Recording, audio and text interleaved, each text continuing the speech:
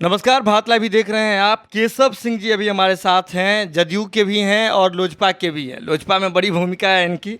चलिए अब इन्हीं से सीधे तौर पे सवाल है। एक बड़ी बात उठ रही है, चिराग पासवान जी ने अपने प्रेस कॉन्फ्रेंस में कहा था 19A पार्टी का जो संविधान है उसका 19 सेक्शन का उन्होंने हवाला दिया था। इसके बाद ये भी बात राजद के लोगों ने भी उठाया था कि जो कोई भी प्रदेश अध्यक्ष यानी कि राष्ट्रीय अध्यक्ष का जो चुनाव होता है उसमें प्रदेश के सभी लोग होते हैं, वे सभी लोग वोट करते हैं। राज्य के लोग जो हैं, राज्य अध्यक्ष, प्रदेश अध्यक्ष, वे सभी लोग वोट करते हैं, उसके आधार पर होता है। तो सभी प्रदेश अध्यक्ष चिराग पासवान जी के साथ हैं, तो ऐसे में वे कैसे बना सकते हैं? बड़ा सवाल उठता है सर। देखिए, राजद के लोग चाहे चिराग पासवान को पार्टी संविधान का जानकारी नहीं है। 19(1) का हवाला कल श्याम रजक जी ने दे करके बयान दिया था। श्याम रजक जी को कहीं से लोजपा के संविधान को मंगा करके अध्ययन करना चाहिए, चाहे जो इस पर बोलते हैं या टीपा टिप्पणी करते हैं। 19A में स्पष्ट प्रावधान है।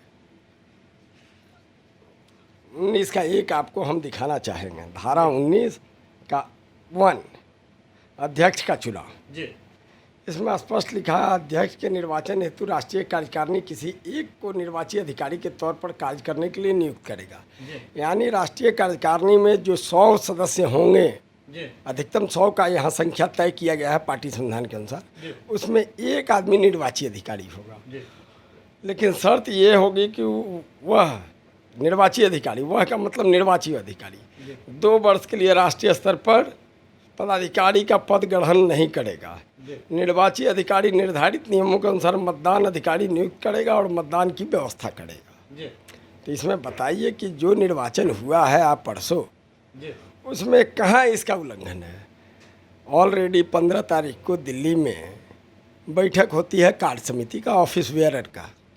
ऑफिस बेयरर ने कहा कि चिराग पासवान पर मुझे पार्टी विरोधी काम कर रहे हैं, तानाशाह हो गए हैं और इन पर हमारा विश्वास नहीं है, इनको हटाते हैं, हमें नए अध्यक्ष की ज़रूरत है।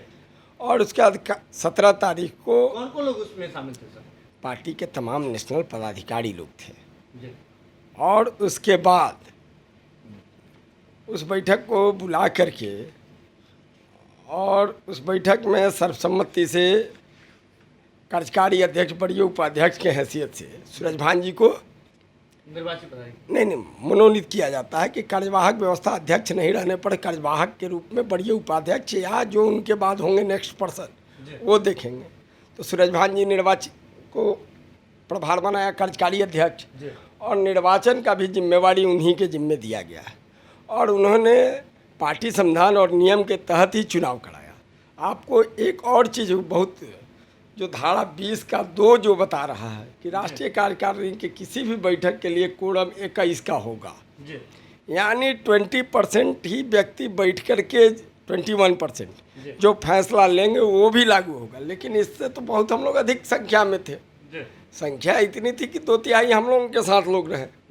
तो ऐसे में जो भी निर्णय हुआ है पार्टी संविधान के अनुसार हुआ है, न्याय संगत हुआ है और नियम के साथ हुआ है। अब आपको लगता है कि अब तो बंगला किसका होगा, ये बड़ा सवाल उठता है सर। देखिए, बंगला ऑलरेडी पशुपति कुमार पारस जी का होगा। पार्टी का हम लोग कोई किसी को न निकाले हैं न कुछ किए हैं। पार्टी नियम संविधान के अनुसार में नया अध्यक्ष का निर्वाचन कर करके उस पर बैठाए हैं। रहा बात कि पार्टी पर सारे के सारे कई राज्य अध्यक्ष हैं हमारे साथ, कई आपको राष्ट्रीय पदाधिकारी हैं, कई प्रकोष्ठ के अध्यक्ष हैं।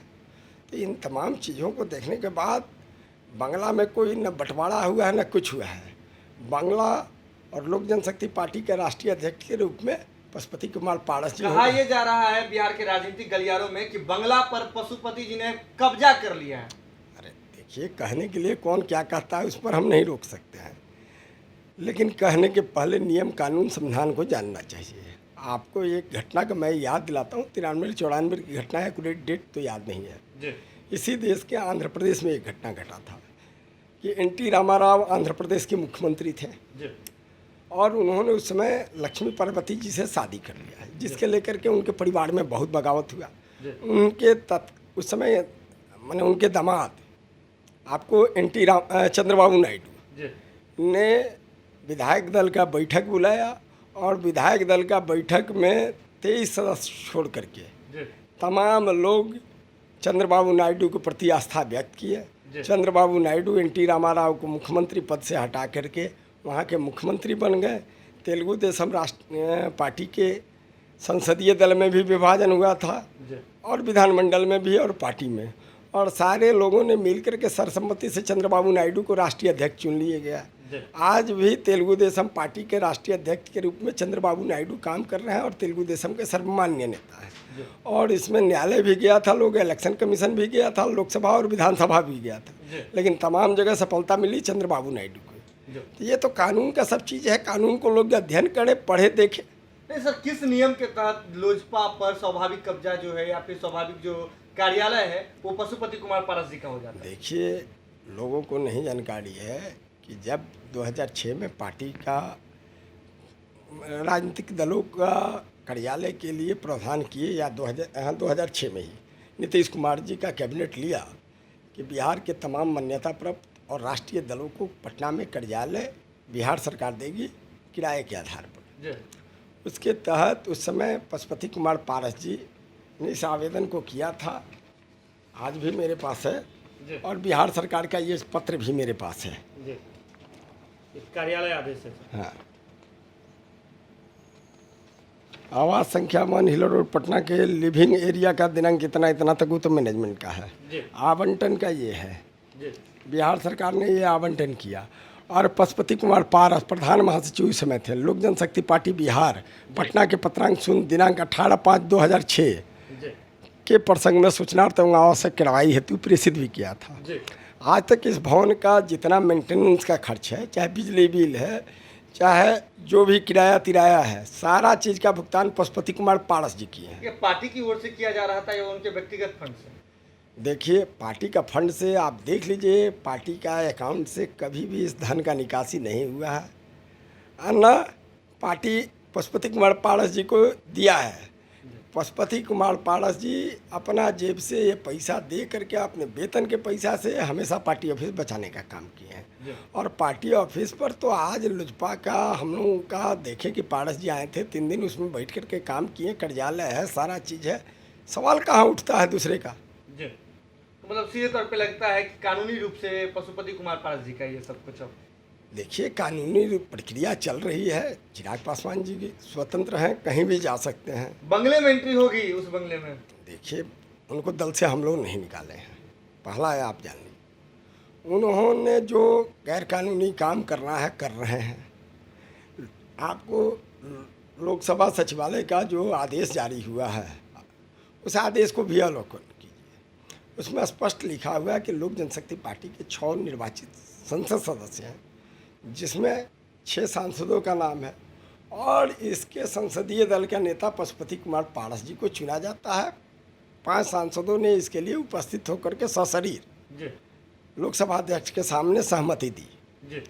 अब बताइए कि लोकतांत्रिक मूल्य है, यदि पार्टी में 5-1 के बहुमत से कोई जीत जाता है तो उसको कौन खारिज कर सकता है?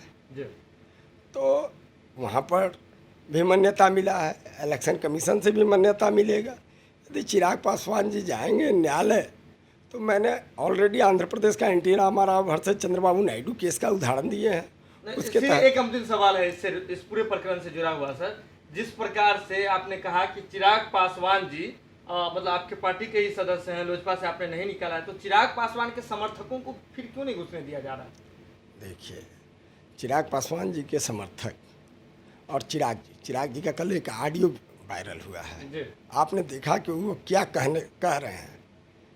दूसरा बात कि कितने अनुशासनहीन हैं चिराग पासवान जी, और अपने पिता के लिए कितने समर्पित हैं, दोनों चीज़ को अध्ययन कीजिए।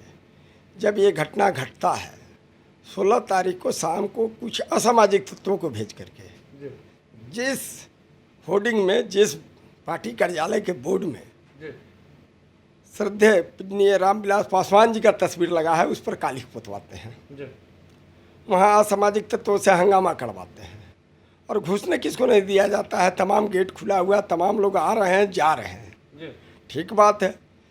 जिस समय सारे नेता दल के दिल्ली में कैंप किए हुए थे, यहाँ पर असामाजिक तत्वों का डर था, उस समय थोड़ा सा कड़ाई किया था, पुनः आज खोल दिया गया है दरवाज़ा, जाइए आज जब मन कीजिए घुसिए, जब मन कीजिए आइए। उस दिन आपको दूसरा चीज़ था कि मीडिया का अत्यधिक भीड़ था, मीडिया को अंदर उतना बैठाने के लिए मेरे पास जगह नहीं था, कैंपस भरा हुआ था कार्यकर्ताओं से, इसलिए हम लोग गेट पर जरूर मीडिया के साथियों को रोके थे कि कुछ देर रहिए, जब सारे चीज़ हो जाता है आप लोगों को भी निमंत्रित करेंगे और बीच बीच में आवश्यकता पड़ा तो आप लोगों को आकर हम लोग ब्रीफ भी करते रहे, सारी जानकारियाँ भी देते रहे, कहीं रोक टोक नहीं है।